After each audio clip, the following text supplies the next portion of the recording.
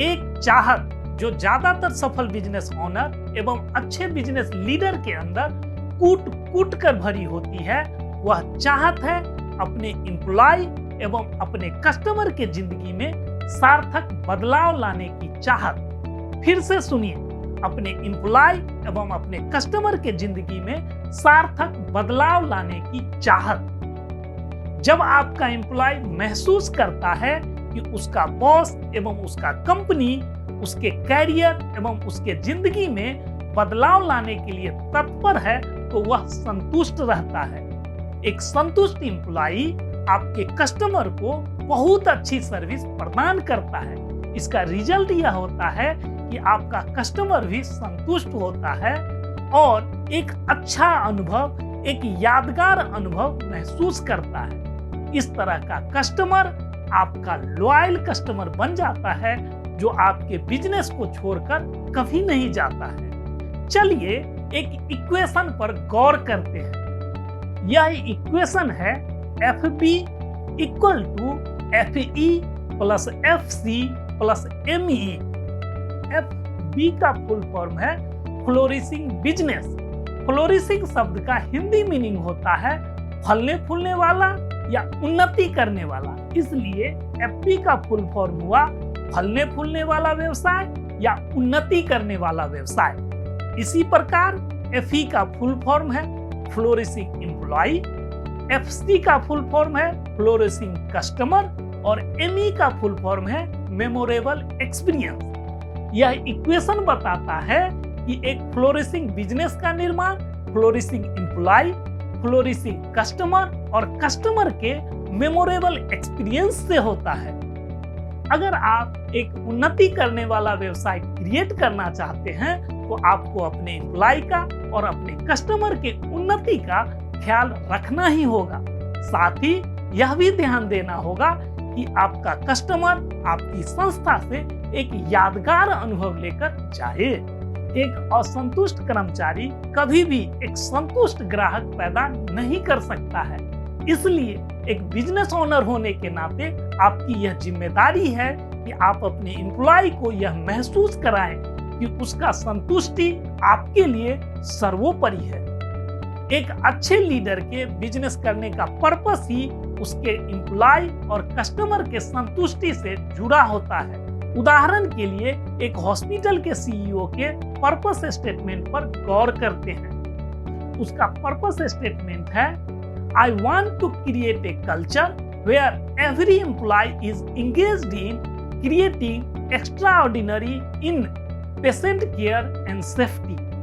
इसका हिंदी मीनिंग हुआ, मैं अपनी संस्था में एक ऐसा कल्चर क्रिएट करना चाहता हूं जहां प्रत्येक एम्प्लॉय रोगी को असाधारण स्तर का देखभाल और सुरक्षा प्रदान करने में व्यस्त हो। इस पर्पस स्टेटमेंट में मुख्य रूप से 3 बातें हैं। पहला, पेशेंट का देखभाल और सुरक्षा सर्वोपरि है। दूसरा, पेशेंट के देखभाल और सुरक्षा में प्रत्येक एम्प्लॉय योगदान दे। और तीसरा, असाधारण स्तर का देखभाल और सुरक्षा। यह CEO साधारण स्तर के देखभाल और सुरक्षा से संतुष्ट होना नहीं चाहता है। वह चाहता है कि उसके हॉस्पिटल में रोगी को असाधारण स्तर का देखभाल और सुरक्षा मिले, और इस असाधारण स्तर को अचीव करने के लिए जरूरी है कि उसके हॉस्पिटल का प्रत्येक एम्प्लॉय इस कार्य में योगदान दे। प्रत्येक एम्प्लॉय के योगदान को सुरक्षित करने के लिए यह जरूरी है कि उस हॉस्पिटल का कल्चर ही ऐसा हो जिसमें पेशेंट का देखभाल और सुरक्षा सर्वोपरि है। अगर यह CEO अपने एम्प्लॉय का देखभाल नहीं करेगा, उसके परिवार और उसके भविष्य का ध्यान नहीं रखेगा, तो कैसे उम्मीद कर सकता है कि उसका एम्प्लॉय उसके पेशेंट को असाधारण स्तर का देखभाल और सुरक्षा प्रदान करेगा। CEO अपने पेशेंट को असाधारण स्तर का देखभाल और सुरक्षा इसलिए प्रदान करना चाहता है ताकि पेशेंट एक यादगार अनुभव लेकर हॉस्पिटल से जाए। पेशेंट को एक्स्ट्राऑर्डिनरी केयर प्रोवाइड करने के लिए जरूरी है कि उस हॉस्पिटल के एम्प्लॉय का भी एक्स्ट्रा ऑर्डिनरी केयर किया जाए। इसीलिए कहा जाता है कि employee first customer second. Employee first किसी भी संस्था में स्थापित एक कल्चर है जिसमें प्रत्येक एम्प्लॉय अपनी समस्या को साझा करने में सहज महसूस करता है। उसे महसूस होता है कि उसकी आवाज को सुना जाता है और महत्व दिया जाता है। उसे उसका कैरियर ग्रोथ नजर आता है और वह आसानी से अपने वर्क और लाइफ में बैलेंस स्थापित कर पाता है। अगर आप भी अपने संस्था में एम्प्लॉय फर्स्ट कल्चर डेवलप करना चाहते हैं तो आपको अपने एम्प्लॉय का कंसर्न, आइडिया और फीडबैक सुनने के लिए तैयार रहना चाहिए। आपको आपकी संस्था में क्या चल रहा है उसे जानने के लिए तत्पर रहना चाहिए। रेगुलर इंटरवल पर एम्प्लॉय का फीडबैक लेना और एम्प्लॉय को फीडबैक देना दोनों जरूरी है।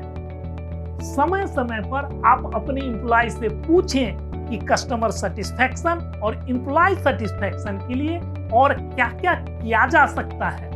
वे अपनी समस्या और अपने सहकर्मी की समस्या से भली भांति अवगत होते हैं। क्योंकि वे कस्टमर से इंटरेक्ट करते हैं, इसलिए वे कस्टमर की समस्या से भी वाकिफ होते हैं। हो सकता है कि आपको समस्या पता नहीं हो, लेकिन उनका फीडबैक आपकी आंखें खोल दे। इसी प्रकार आपको समय समय पर अपने एम्प्लॉय को भी फीडबैक देकर बताना चाहिए कि वह कैसा काम कर रहा है, उसका प्रदर्शन कैसा है, उसे और क्या सुधार लाने की जरूरत है। आपके फीडबैक से उसे भी यह एहसास होता है कि उसके अंदर क्या कमी है और उसे क्या सुधार करने की जरूरत है। आपका एम्प्लॉय केवल पेचेक ही नहीं लेना चाहता है, वह महसूस करना चाहता है कि वह कुछ बदलाव ला रहा है। उसे ऐसा महसूस कराने के लिए जरूरी है कि आप उसे लीडरशिप स्किल डेवलप करने का मौका दें। इससे दोनों का फायदा है। उसे लगता है कि उसका ग्रोथ हो रहा है और आप भविष्य में कंपनी की सफलता में योगदान देने के लिए हैंड तैयार कर रहे हैं। आज के वीडियो में हमने देखा कि किसी भी बिजनेस की सफलता के लिए कस्टमर का सेटिस्फाइड होना जरूरी है और कस्टमर को सेटिस्फैक्शन प्रदान करने के लिए जरूरी है कि उस संस्था का एम्प्लॉय भी सेटिस्फाइड हो। एक संतुष्ट कर्मचारी ही संतुष्ट ग्राहक तैयार करता है। इसलिए आपको अपने संस्था में एम्प्लॉय फर्स्ट और कस्टमर सेकेंड का फिलॉसफी फॉलो करना चाहिए। आज के लिए बस इतना ही। फिर मिलते हैं अगले वीडियो में एक नई जानकारी के साथ। तब तक के लिए इजाजत दीजिए। धन्यवाद।